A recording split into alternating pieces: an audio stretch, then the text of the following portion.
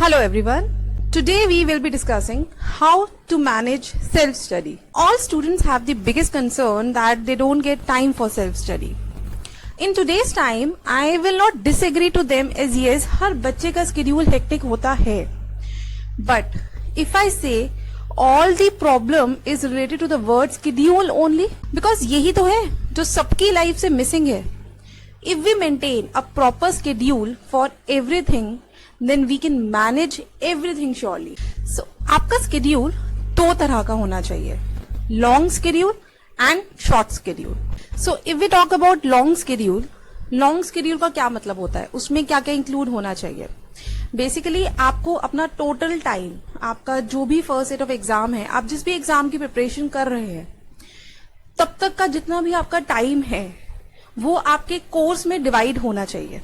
आपको ये पता होना चाहिए कि आपको कब तक अपना कोर्स फिनिश करना है, उसके बाद आपको कब अपनी रिवीजन करनी है, कब आपको अपने प्रैक्टिस पेपर्स करने हैं.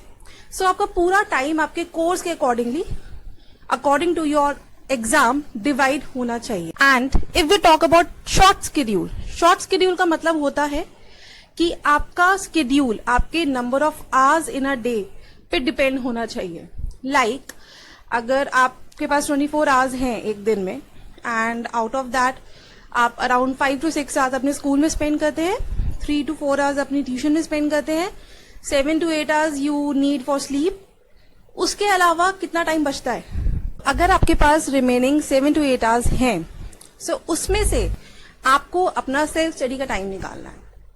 ऑब्वियसली 7 to 8 आवर्स अगर आपके पास स्पेयर हैं तो आप उसमें से 3 to 4 आवर्स मैनेज कर सकते हैं for self study. Make a note daily, रात को सोने से पहले आपको एक डायरी बनानी है.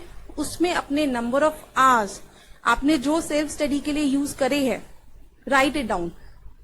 बिकॉज अगर आप अपने आवर्स को काउंट नहीं करेंगे, you can't increase it. So daily just रात को सोने से पहले एक जगह पर एक डायरी में date and number of hours जरूर लिखें. एंड देन जब आप 10 दिन 15 दिन एक कांस्टेंट आवर्स पे प्रैक्टिस कर पा रहे हैं, उसके बाद gradually try to improve it. धीरे धीरे, लाइक अगर आप एक दिन 4 घंटे पढ़ रहे हैं, आप 10 दिन 4 घंटे पढ़ पा रहे हैं, उसके बाद आप कोशिश करिए आप उसको 4.5 आवर्स कर सके, 5 आवर्स कर सके. अगर हमारे पास संडे को ज्यादा टाइम है तो हमें उसको मैनेज करना है. लेट से अगर एक दिन हमारे पास 3 घंटे निकल पा रहे हैं, so we have to try to compensate on Sunday, that is a holiday. So उस दिन हमें कोशिश करनी है कि हमें उस टाइम को उस दिन के साथ कंपनसेट करना है, सो दैट कि हमारी एवरेज जो है वो इक्वल आए. अपने सेल्फ स्टडी के आवर्स को थोड़ा सा स्टार्टिंग में रियलिस्टिक रखने की कोशिश करें. If I give an example, अगर अभी तक आपने कभी एक दिन में 2 घंटे या 3 घंटे से ज्यादा पढ़ाई नहीं करी है, so don't try to make a schedule जिसमें सीधा आपने 6 घंटे की सेल्फ स्टडी प्लान करी हुई है. Because it's actually not possible कि आप सीधा 2 घंटे से 6 घंटे का जंप कर सके. उसको ग्रेजुअली इंक्रीज करने की कोशिश करिए. अगर आप अभी तक 2-3 घंटे पढ़ते हैं, कोशिश करिए कि आप उसको 4 घंटे पे ला सके. देन उसको ग्रेजुअली हाफ एन आवर से इंक्रीज करिए. अगर आपका टारगेट 6 घंटे का है, उसको कोशिश करिए कि आप with in a month achieve कर सके.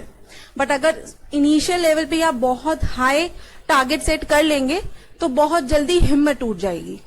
सो नाउ वी नो कि सेल्फ स्टडी का टाइम कैसे निकलेगा, स्केड्यूल से. स्केड्यूल किस तरह का होना चाहिए? 2 तरह का, long and short. Now the most important thing, how to increase output of self study. बहुत सारे बच्चे ऐसा बोलते हैं कि हम पूरे दिन पढ़ते रहते हैं, बहुत घंटे पढ़ते हैं, पढ़ाई के अलावा कुछ और करते ही नहीं है. बट लेकिन जितना आउटपुट निकलना चाहिए, जितना कोर्स कवर हो जाना चाहिए, उतना हो ही नहीं पाता. So I will be sharing some ways जिससे हम अपने सेल्फ स्टडी के आउटपुट को इंक्रीज कर पाएंगे. Smart work versus hard work. चलिए डिस्कस करते हैं कि हम अपने हार्ड वर्क को स्मार्ट वर्क में कैसे कन्वर्ट कर सकते हैं. फर्स्ट थिंग, हमारे पास लेट से 5 सब्जेक्ट्स होते हैं जनरली स्कूल में, ठीक है. उनमें से ऑब्वियसली कुछ सब्जेक्ट्स हेवियर होते हैं. लाइक अगर हमने साइंस स्ट्रीम ऑप्ट करी है, so either we'll be having PCM or PCB. ये तीनों ही सब्जेक्ट्स हेवी एंड इंपॉर्टेंट होते हैं हमारे जेईई एंड नीट के एग्जाम के पर्सपेक्टिव से. सो व्हाट हैपेंस, हमें जनरली इन 3 में से 2 सब्जेक्ट्स, एक सब्जेक्ट ज्यादा पसंद होता है और एक सब्जेक्ट हर बच्चे को थोड़ा सा कम पसंद होता है। सो व्हाट हैपेंस, हम डेली पढ़ने के लिए बैठते हैं, सबसे पहले हमको जो सबसे ज्यादा पसंद होता है सब्जेक्ट, हम उसको उठाते हैं, 2 घंटे पढ़ा उसको, उसके बाद बारी आती है दूसरे सब्जेक्ट की जो हमें ठीक लगता है, हम उसको भी पढ़ लेते हैं। उसके बाद जब तीसरे सब्जेक्ट की बारी आती है तब तक क्या होता है, हमारी एनर्जी, कंसंट्रेशन सब कुछ खत्म हो चुका होता है। सो ये सबसे बड़ा डिफरेंस है स्मार्ट वर्क और हार्ड वर्क का। हम अपने कमजोर सब्जेक्ट को कमजोर से और कमजोर बनाते जाते हैं। इसके लिए हमें क्या करना है, मेक इट अ हैबिट। अगले 1 महीना जो सब्जेक्ट पसंद नहीं है, जो अच्छा नहीं लगता, सबसे पहले डेली आप जब भी पढ़ने के लिए बैठते हैं फॉर योर सेल्फ स्टडी, सबसे पहले उस सब्जेक्ट को उठाइए। वो अपने आप धीरे धीरे बेटर इंप्रूव होता जाएगा। अगर आप ऐसा 1 महीना भी अगर आप ऐसी प्रैक्टिस फॉलो कर सकते हैं ना, तो आप 1 महीने के बाद अपने उस सब्जेक्ट में इम्प्रूवमेंट फील करेंगे। बिकॉज जब हम पढ़ने के लिए बैठते हैं, हमारी उस टाइम पे कंसंट्रेशन, एनर्जी लेवल बहुत ज्यादा होता है एज कंपेयर टू आगे के घंटों में। और जब हम 1 घंटा 2 घंटा उस सब्जेक्ट को दे देते हैं, उसके बाद बारी आती है हमारे फेवरेट सब्जेक्ट्स की। अब वो तो हमें ऑटोमेटिकली पसंद ही है, तो उसके लिए हम टाइम कैसे भी मैनेज कर लेते हैं, क्योंकि उसमें हमारा इंटरेस्ट होता है। एंड जैसे जैसे हम किसी चीज को टाइम देना शुरू करते हैं, तो वो धीरे धीरे इम्प्रूव, बेटर होने लग जाती है। एंड नॉर्मली हर केस में आपको वो सब्जेक्ट पसंद भी आने लग जाता है। One more common mistake with every student, हम जब भी कुछ भी सेट ऑफ क्वेश्चंस करने के लिए बैठते हैं तो क्या होता है, एक क्वेश्चन नहीं निकला, हमने उस पर 15 मिनट, आधा घंटा, 1 घंटा लगा दिया। भाई ईगो पे बात आ गई है, ये क्वेश्चन तो हम निकाल के रहेंगे, ऐसा कैसे हो सकता है वो क्वेश्चन हमसे ना निकले। भाई ईगो वाली बात नहीं है। एट टाइम्स ऐसा होता है कि हमें आता होता है पर हमारा माइंड उस समय उस क्वेश्चन के लिए प्रिपेयर नहीं होता और वो नहीं निकलता, और हम क्या करते हैं, अपना आधा घंटा 1 घंटा खराब कर देते हैं। और यही हैबिट हमारी एग्जाम तक कंटिन्यू होके पक जाती है, और हम अपने जेईई नीट के एग्जाम में, अपने बोर्ड के एग्जाम में भी यही गलती रिपीट करते हैं। हमारा जो क्वेश्चन नहीं निकलता, हम उसमें इतना टाइम वेस्ट कर देते हैं कि बाकी के पूरे एग्जाम में हम पैनिक कर जाते हैं और आधी भी चीजें भी गलत कर देते हैं। So make a habit. अगर आप आज 20 क्वेश्चन करने के लिए बैठे हैं, लेट से अगर आपके 3 क्वेश्चन, 4 क्वेश्चन, 5 क्वेश्चन नहीं निकलते, गिव इट अ ट्राई। 1 बार, 2 बार, अगर नहीं निकलता उसे प्लीज वहीं पर छोड़ दीजिए। जब नेक्स्ट डे आप फिर से पढ़ने के लिए बैठे तो सबसे पहले उन्हीं क्वेश्चन से स्टार्ट करें। आई कैन गारंटी यू उन 5 में से एटलीस्ट 3 क्वेश्चन पक्का निकल जाएंगे। बट अगर आप उसमें इतना टाइम वेस्ट कर देंगे जितनी की उसको रिक्वायरमेंट नहीं है, तो ये मानकर चलिए हमारे पास टाइम लिमिटेड है। Time is a scarce resource. So उस क्वेश्चन की जितनी भी वर्थ है, हमें उसको उतना ही टाइम देना है। Analysis of paper, it's very important. बच्चे रिपीटेडली एग्जाम्स तो देते रहते हैं, स्कूल में, ट्यूशन में, online test series and many things like that, but improvement नहीं होती। क्यों नहीं होती? क्या हम कभी कोई एग्जाम देकर उसकी एनालिसिस करते हैं? इवन अगर आप घर में भी बैठ के कोई पास पेपर, कोई आप अगर प्रैक्टिस कर रहे हैं, क्या आप एग्जाम खत्म करके उसको एनालाइज करते हैं? 90% बच्चे नहीं करते। उससे क्या होता है, हमारी जो भी एग्जाम में गलतियां हो रही हैं, हम उसको तो रेक्टिफाई कर ही नहीं रहे हैं, बिकॉज हमें पता ही नहीं है कि हम बार बार रिपीटेडली हम क्या गलत कर रहे हैं। एट टाइम्स हम बहुत ज्यादा क्वेश्चंस अटेम्प्ट कर रहे होते हैं, जिस वजह से हमारी नेगेटिव मार्किंग बहुत ज्यादा हो जाती है।